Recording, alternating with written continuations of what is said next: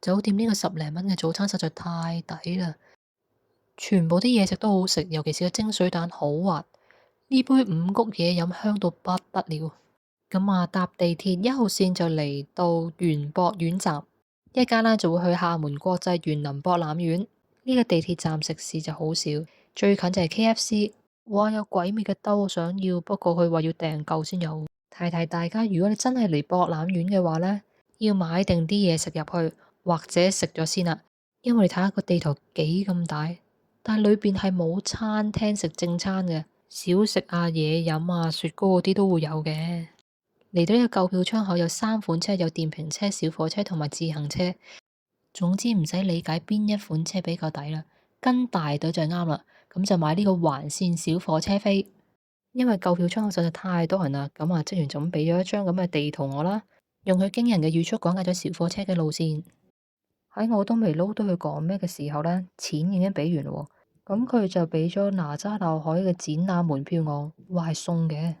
至於喺邊度參觀到呢個哪吒展，張門票又冇寫，職員亦都冇講㗎喎。唯有上小火車之前問下跟車嗰個職員啦。講真，佢答到好唔耐煩，因為可能一日真係太多人問同樣嘅問題。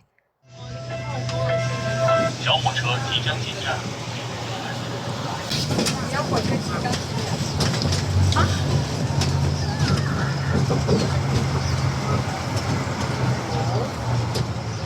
我们是不是走这儿下来？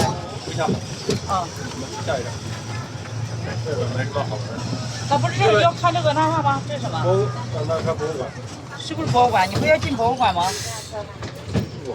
原來喺小火車嘅第一個停靠站園博廣場站落車呢，就可以睇到哪吒展啦。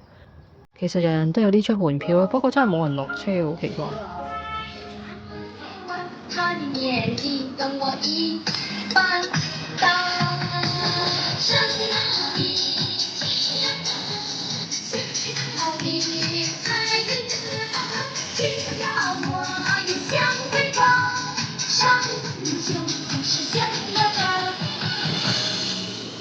唔知係咪哪吒發功呢？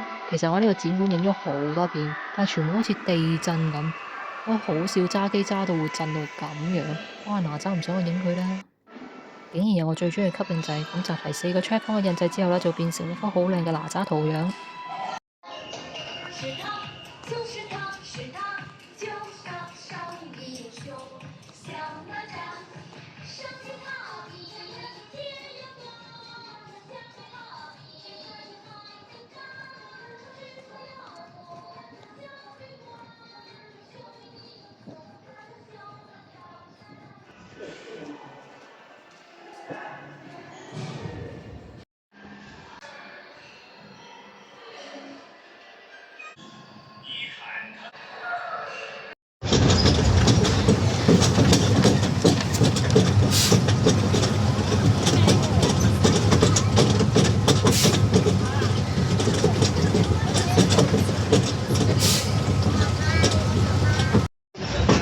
多风情人站到了，下車時請您注意列車與站台之間的間隙。其實小火車有好多中途站可以落車嘅，如果你每一個站都跳落車去睇下有咩特色嘅話呢，我相信呢一日都唔使走到。每一個小火車站呢都會有顯示下一班小火車係會幾時嚟，顯示就歸顯示啦。好幾次呢，小火車根本就冇根據嗰個顯示時間呢而到站嘅，唔通小火車都會飛站？我真係唔知啊！真係信個顯示牌一成口罩都變形啊！因為一家呢都趕搭高鐵返香港啦，加上見到園博園個版號大成咁啦，咁所以見到啲景點唔係話咁特色啦，都唔喺中途站落啦。咁而家落車嘅原因呢，係因為呢，佢第一架小火車嘅終點站呢就喺呢一度啦，全部人都要落車嘅。條街呢就好長嘅，但係全部都唔係食肆嚟嘅。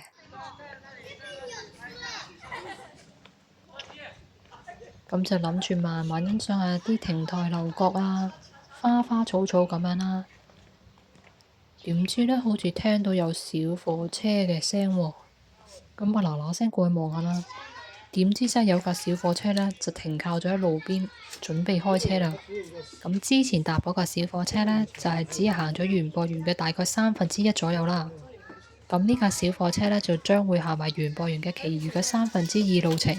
如果中途選擇唔落車嘅話呢，咁小火車就會一直載返你去原先起點嘅地方。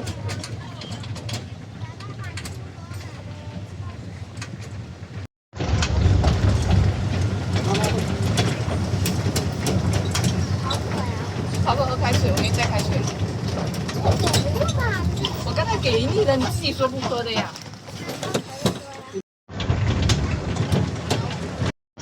那个往上看看亮不亮灯？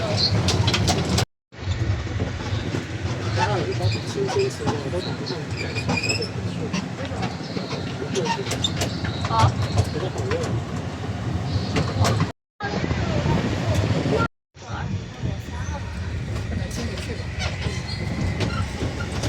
坐好，我们不要这样靠着动。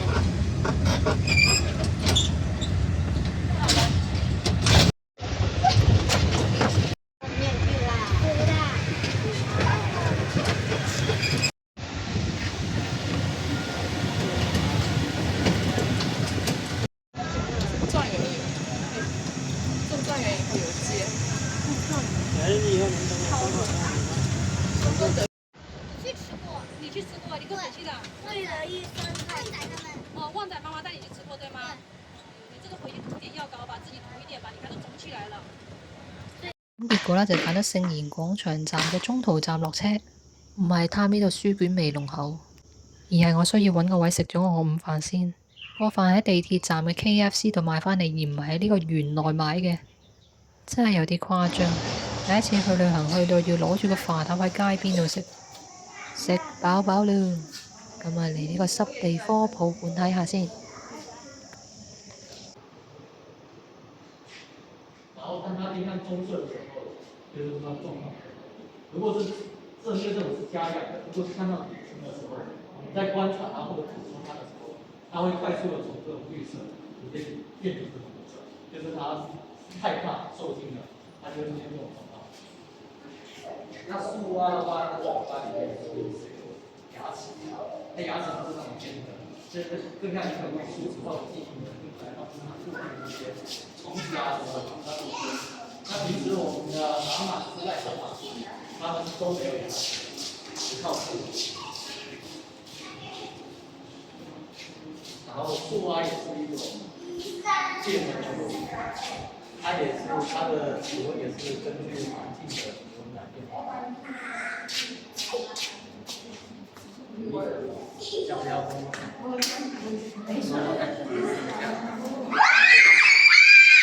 咩事啊？走失樹蛙，其實你啲尖叫聲仲恐怖過隻樹蛙。蛇類咪仲恐怖？哎呀，快啲閂門啦！走咗出嚟就麻煩啦。咁呢一區叫聖賢廣場站啊嘛，咁所以有啲比較出名啲嘅大學牌匾呢，就喺晒呢一區嘅，多到呢，係成個迷宮咁樣。講真，我喺真嗰個廈門大學嘅出邊都影過相啦，咁使乜嚟呢啲假嘅地方影呢？所以呢區其實都冇乜人。咁你嚟到同嗰個牌匾影，唔代表你真係讀過嗰間大學噶嘛，唔係你真係去過嗰間大學噶嘛，咁啊其實冇乜意思。我而家淨係想揾翻條路出去啫。哇，幾咁多，行咗我好耐啊，都未揾到個出路，重重俾呢啲大學嘅牌匾包圍住。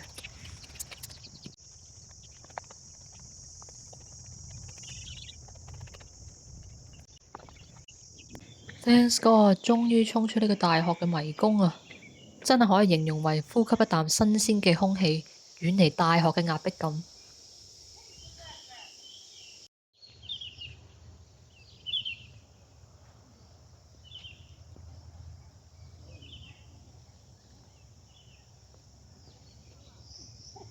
咁啊行返出去呢，咁就會又係另外一個小火車嘅乘搭點。咁剛剛喺橋嘅對面岸呢，見到一個半圓形嘅呢，就係叫做月光環，都係一個好出名嘅景點嚟嘅。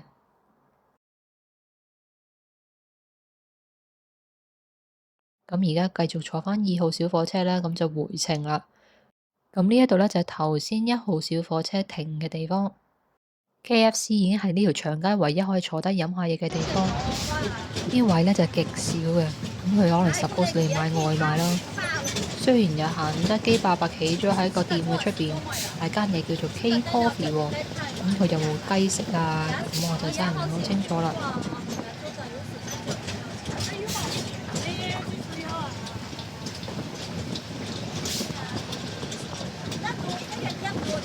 話說小火車真係會飛站嘅咯，本身我見到啲靚嘢上嗰個站已經要落車㗎啦，理應呢站站都會停嘅，咁我連車門都開埋啦，點知原來佢唔係停喎，佢係飛站喎，好在冇飛埋我人出車啫，搞到而家要行返轉頭去揾我啲靚景點啊，即係差唔多要行返去上一個小火車站，原來兩個站都相隔幾遠下，好在有啲靚景相伴下，一邊行一邊影。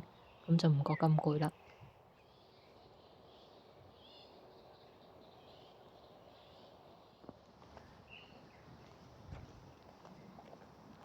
哇！我條路咁長，仲未到喎。又嚟一個迷宮，唔好玩啊！唔想玩啊！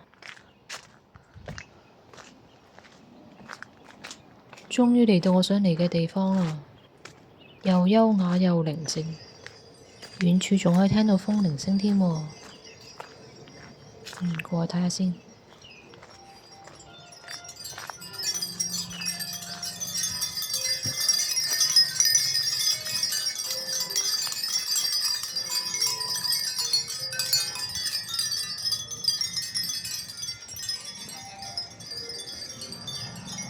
經過咗呢條風鈴隧道之後，覺得好似去咗另一個國度咁，突然間好有感觸。喺人生嘅路上得到寧靜同埋平安，其實已經係好幸福嘅事。有好多事都強求唔到，放寬心去做人，趁有心有力嘅時候去欣賞下世界嘅美麗，令到人生唔好枉過。